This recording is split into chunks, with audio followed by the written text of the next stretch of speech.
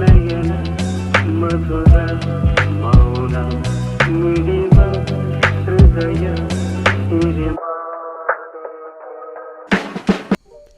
Hi friend, ನಮಸ್ಕಾರ. ಎಲ್ಲರಿಗೂ 𝗕𝗙𝗙𝗘𝗢 editing YouTube ಚಾನಲ್ಗೆ ಸ್ವಾಗತ. ಫ್ರೆಂಡ್ಸ್, ಇವತ್ತಿನ ವೀಡಿಯೋದಲ್ಲಿ ನೀವು ನೋಡಿರಾಗ ಪ್ರಿವ್ಯೂಯಲ್ಲಿ ನೋಡಿರಾಗ ಒಂದು 3D ಪ್ರಾಜೆಕ್ಟ್ನ ಮಾಡಿದ್ದೀವಿ, ಅಂದರೆ ವೀಡಿಯೋನ ಮಾಡಿದ್ದೀವಿ. ಈ ವಿಡಿಯೋ ನಿಮಗೆ ಎಲ್ಲರಿಗೂ ಇಷ್ಟ ಆಗಿರುತ್ತೆ ಅನ್ಕೋತೀನಿ. ಹಾಗೆ ಈ ರೀತಿ ವಿಡಿಯೋ ಸದ್ಯದಲ್ಲಿ ಇನ್ಸ್ಟಾಗ್ರಾಮಲ್ಲಿ ವೈರಲ್ ಆಗ್ಬೋದು. ಹಾಗಾಗಿ ಈ ರೀತಿ ನೀವು ನಿಮ್ಮ ಒಂದು ಊರಿನ ಸ್ವಂತ ಇಮೇಜ್ನ ಅಥವಾ ಸ್ವಂತ ಹೆಸರನ್ನ ಹಾಕಿ ನೀವು ವಿಡಿಯೋನ ಮಾಡ್ಬೋದು. ಯಾವ ರೀತಿ ಅಂತ ಇವಾಗ ನಾನು ತೋರಿಸ್ತೀನಿ. ಫಸ್ಟ್ಗೆ ಇಲ್ಲಿ ನಿಮಗೆ ಪಿಕ್ಸೆಲ್ ಲ್ಯಾಬ್ನ ಅವಶ್ಯಕತೆ ಇರುತ್ತೆ. ಪಿಕ್ಸೆಲ್ ಲ್ಯಾಬ್ ಯಾರಿಗೆ ಗೊತ್ತಿಲ್ಲ ಅವರು ಡೌನ್ಲೋಡ್ ಮಾಡ್ಕೊಳ್ಳಿ. ಗೂಗಲ್ ಪ್ಲೇಸ್ಟೋರಲ್ಲಿ ಹೋಗ್ಬಿಟ್ಟು ಪಿಕ್ಸೆಲ್ ಲ್ಯಾಬ್ ಅಂತ ಸರ್ಚ್ ಮಾಡಿ ಈ ರೀತಿ ಒಂದು ಅಪ್ಲಿಕೇಶನ್ ಓಪನ್ ಆಗುತ್ತೆ. ಓಕೆ, ಓಪನ್ ಆದಮೇಲೆ ಇಲ್ಲಿ ಸೆಂಟ್ರಲ್ಲಿ ಒಂದು ಆಪ್ಷನ್ ಕಾಣ್ತಾ ಇದೆ ನೋಡಿ, ರೌಂಡ್ ಆಪ್ಷನ್. ಈ ಆಪ್ಷನ್ ಮೇಲೆ ಕ್ಲಿಕ್ ಮಾಡಿಬಿಟ್ಟು ಇಲ್ಲಿ ಇಂಪೋರ್ಟ್ ಅನ್ನೋ ಒಂದು ಆಪ್ಷನ್ ಮೇಲೆ ಕ್ಲಿಕ್ ಮಾಡ್ಕೊಳ್ಳಿ. ಓಕೆ, ಕ್ಲಿಕ್ ಮಾಡ್ಕೊಂಡಾದ್ಮೇಲೆ ನಿಮಗೆ ಈ ರೀತಿ ಒಂದು ಪೇಜನ್ನು ನಾನು ಕೊಟ್ಟಿರ್ತೀನಿ. ಇದನ್ನ ಸೆಲೆಕ್ಟ್ ಮಾಡ್ಕೊಂಡ್ಬಿಟ್ಟು ಇಲ್ಲಿ ಈ ರೀತಿ ಆ್ಯಡ್ ಮಾಡ್ಕೊಳ್ಳಿ. ಓಕೆ, ಈ ರೀತಿ ಆ್ಯಡ್ ಮಾಡ್ಕೊಂಡಾದ್ಮೇಲೆ ನೀವು ಏನು ಮಾಡಬೇಕಾಗುತ್ತೆ ಅಂದರೆ ಇಲ್ಲಿ ಅನ್ನೋ ಒಂದು ಆಪ್ಷನಲ್ಲಿ ಹೋಗ್ಬಿಟ್ಟು ಟೆಕ್ಸ್ಟ್ ಆಪ್ಷನಲ್ಲಿ ಹೋಗಿ ಅದಾದಮೇಲೆ ಇಲ್ಲಿ ನ್ಯೂ ಟೆಕ್ಸ್ಟ್ ಅಂತ ಬರುತ್ತೆ. ನ್ಯೂ ಟೆಕ್ಸ್ಟ್ ಮೇಲೆ ಡಬಲ್ ಟ್ಯಾಪ್ ಮಾಡ್ಕೊಳ್ಳಿ. ಅದಾದಮೇಲೆ ನಿಮ್ಮ ಒಂದು ಊರಿನ ಟೆಕ್ಸ್ಟ್ನ ಇಲ್ಲಿ ಆ್ಯಡ್ ಮಾಡಿ, ಅಂದರೆ ಹೆಸರನ್ನ ಆ್ಯಡ್ ಮಾಡಿ. ಇವಾಗ ನಾನು ಸದ್ಯಕ್ಕೆ ಕಾಮನ್ ಆಗಿ ಕರ್ನಾಟಕ ಅಂತ ಬರಿತೀನಿ. ಓಕೆ, ಕರ್ನಾಟಕ ಅಂತ ಬರೆದ್ಬಿಟ್ಟು ಇದನ್ನ ನೀವು ಕನ್ನಡದಲ್ಲಿ ಬರಬೇಕಂದ್ರೆ ಅದನ್ನ ನೀವು ಸ್ವಲ್ಪ ಕೋಡಾಗಿ ಕನ್ವರ್ಟ್ ಮಾಡ್ಕೋಬೇಕಾಗುತ್ತೆ. ಕೋಡಾಗಿ ಕನ್ವರ್ಟ್ ಯಾವ ರೀತಿ ಮಾಡಬೇಕು ಅಂತ ನಾನು ಆಲ್ರೆಡಿ ವೀಡಿಯೋನ ಮಾಡಿದ್ದೀನಿ. ಕನ್ನಡದಲ್ಲಿ ಯಾವ ರೀತಿ ಟೆಕ್ಸ್ಟ್ ಬರಬೇಕು ಅಂತ ಆ ವಿಡಿಯೋನ ನೋಡಿ. ಓಕೆ, ಇವಾಗ ನಾನು ಇಂಗ್ಲೀಷ್ನಲ್ಲಿ ಮಾಡಿ ತೋರಿಸ್ತೀನಿ, ಯಾಕಂದರೆ ಮತ್ತೆ ಮುಂದಿನ ಸ್ಟೆಪ್ಗೆ ನಿಮಗೆ ಎಲ್ಲರಿಗೂ ನಾನು ತಿಳಿಸ್ಕೊಡ್ಬೇಕು. ಓಕೆ, ಇವಾಗ ಫಾಂಟ್ ಆಪ್ಷನಲ್ಲಿ ಹೋಗಿ ಇಲ್ಲಿ ನೀವು ಡಿಫಾಲ್ಟ್ ಫಾಂಟ್ ಯಾವುದಿರುತ್ತೆ ಅದು ಕೂಡ ಸೆಲೆಕ್ಟ್ ಮಾಡ್ಬೋದು. ನಿಮ್ಮ ಹತ್ರ ಫಾಂಟ್ ಇಲ್ಲ ಅಂದರೆ ಓಕೆ ಇರುತ್ತೆ, ಸೆಲೆಕ್ಟ್ ಮಾಡ್ಕೊಂಡ್ಬಿಟ್ಟು ಸೈಜ್ನ ಹೆಚ್ಚಿಗೆ ಮಾಡ್ಕೊಳ್ಳಿ.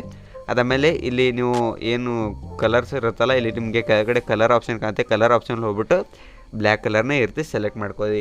ಓಕೆ, ಸೆಲೆಕ್ಟ್ ಮಾಡ್ಕೊಂಡ್ಬಿಟ್ಟು ನಿಮಗೆ ಎಲ್ಲಿ ಬೇಕು ಇಲ್ಲಿ ಈ ರೀತಿ ಅಡ್ಜಸ್ಟ್ ಮಾಡ್ಕೊಳ್ಳಿ. ಓಕೆ, ಮಾಡ್ಕೊಂಡಾದ್ಮೇಲೆ ಇಲ್ಲಿ ಕೆಳಗಡೆ ಲಾಸ್ಟ್ ಆಪ್ಷನಲ್ಲಿ ಲಾಸ್ಟ್ ಬಾರಲ್ಲಿ ನಿಮಗೆ ಇಲ್ಲಿ ಫೋರ್ತ್ ಆಪ್ಷನ್ ಇದೆ. ಫೋರ್ತ್ ಆಪ್ಷನ್ ಮೇಲೆ ಕ್ಲಿಕ್ ಮಾಡಿ ಟ್ರಾನ್ಸ್ಪರೆಂಟ್ ಅನ್ನೋ ಒಂದು ಆಪ್ಷನ್ ಮೇಲೆ ಕ್ಲಿಕ್ ಮಾಡಿ.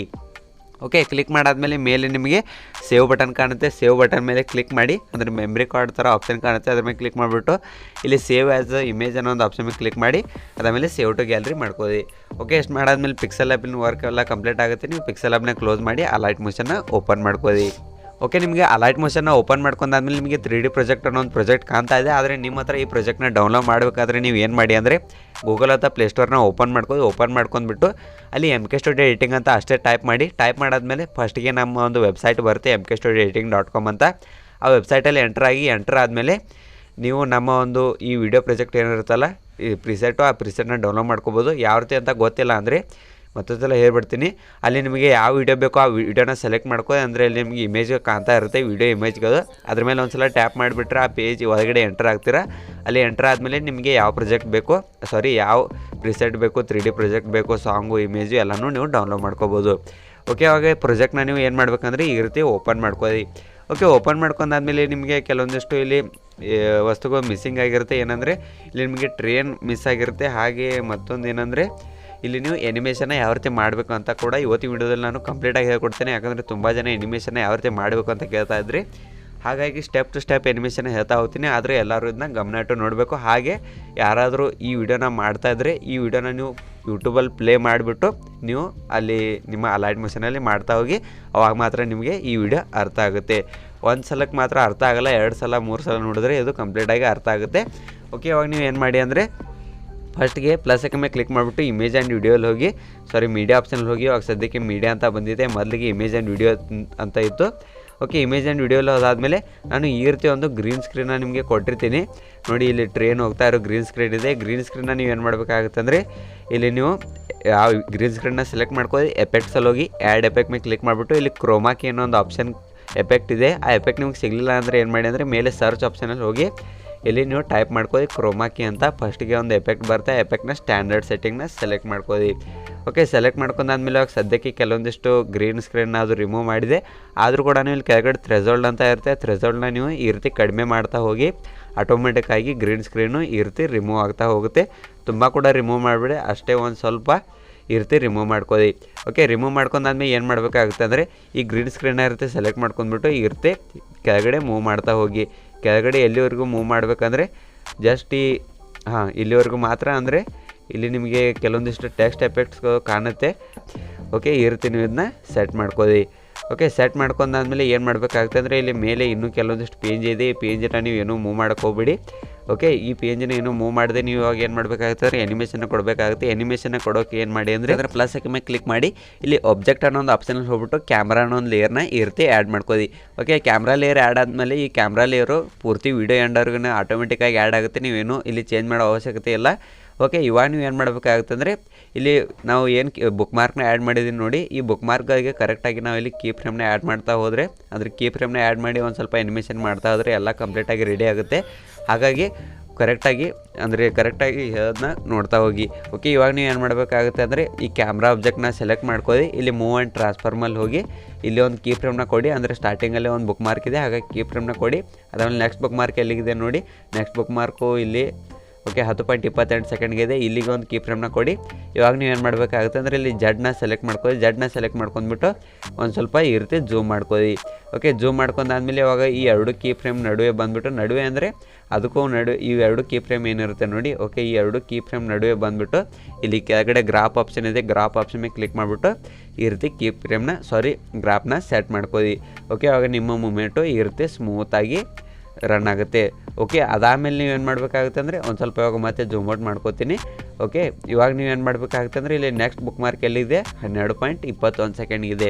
ಇಲ್ಲಿಗೆ ಬಂದುಬಿಟ್ಟು ಇವಾಗ ನೀವು ಏನು ಮಾಡಬೇಕಾಗುತ್ತೆ ಅಂದರೆ ಮತ್ತೆ ಕ್ಯಾಮ್ರಾ ಆಬ್ಜೆಕ್ಟ್ನ ಸೆಲೆಕ್ಟ್ ಮಾಡ್ಕೊಳ್ಳಿ. ಮೂವ್ ಆ್ಯಂಡ್ ಟ್ರಾನ್ಸ್ಫಾರ್ಮಲ್ಲಿ ಹೋಗಿ ಮತ್ತೆ ಒಂದು ಕೀ ಫ್ರೇಮ್ನ ಆ್ಯಡ್ ಮಾಡಿ.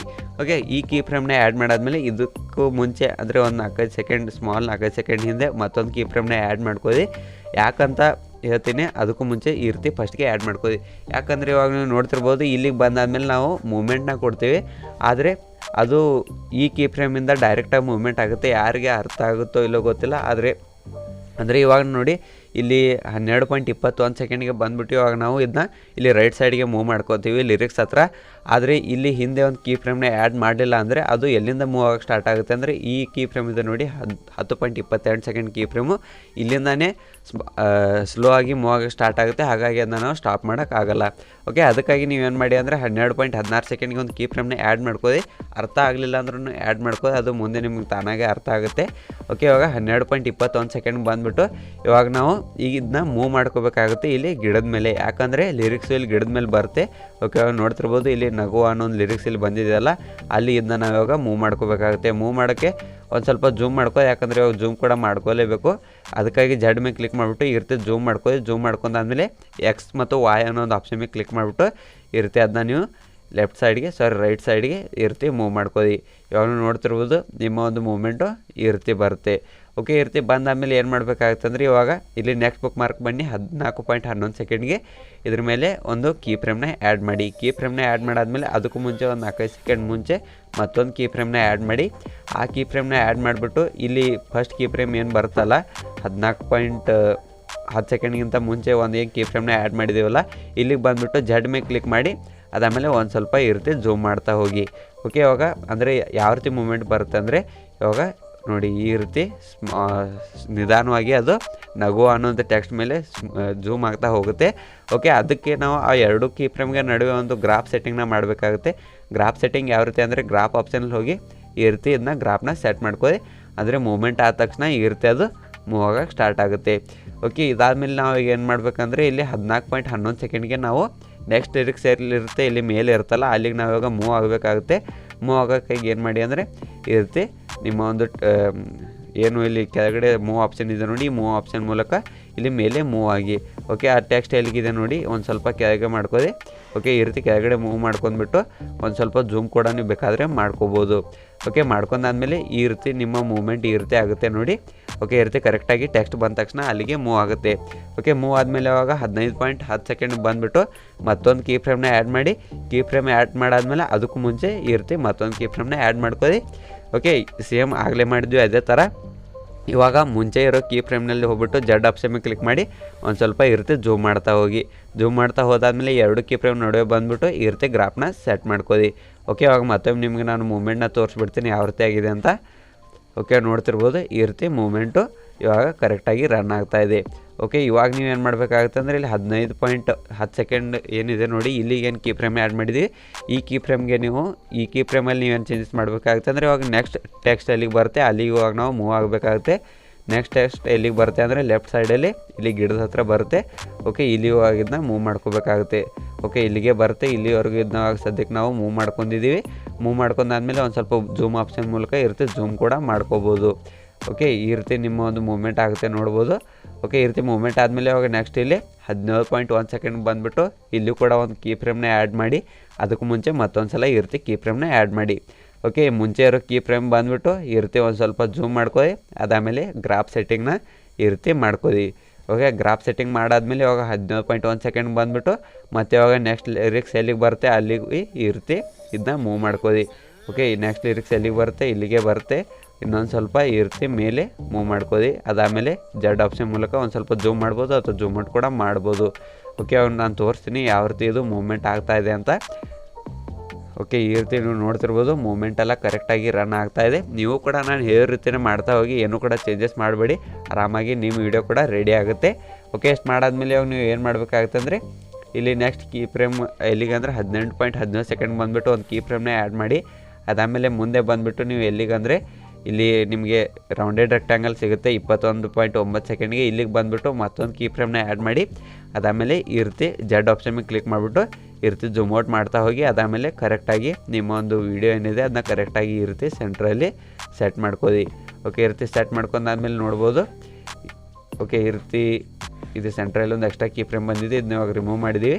ಓಕೆ, ಈ ರೀತಿ ಇವಾಗ ಸೆಟ್ ಮಾಡ್ಕೊಂಡಾದ್ಮೇಲೆ ಎಂಡಲ್ಲಿ ಕರೆಕ್ಟಾಗಿ ಈ ರೀತಿ ವಿಡಿಯೋ ಮತ್ತೆ ಮರಳಿ ವಾಪಸ್ ಸ್ಥಾನದಲ್ಲಿ ಬರುತ್ತೆ. ಅದಕ್ಕೂ ಮುಂಚೆ ನೀವು ಇಲ್ಲೊಂದು ಮತ್ತೊಂದು ಏನಂದರೆ ಗ್ರಾಫ್ ಆಪ್ಷನ್ಗೆ ಹೋಗ್ಬಿಟ್ಟು 2 ಕೀ ಫ್ರೇಮ್ ನೋಡೋ ಗ್ರಾಫ್ ಆಪ್ಷನ್ ಬಂದುಬಿಟ್ಟು ನೀವು ಇಲ್ಲಿ ಗ್ರಾಫ್ ಸೆಟ್ಟಿಂಗ್ನ ಈ ರೀತಿ ಸೆಟ್ ಮಾಡ್ಕೊಳ್ಳಿ.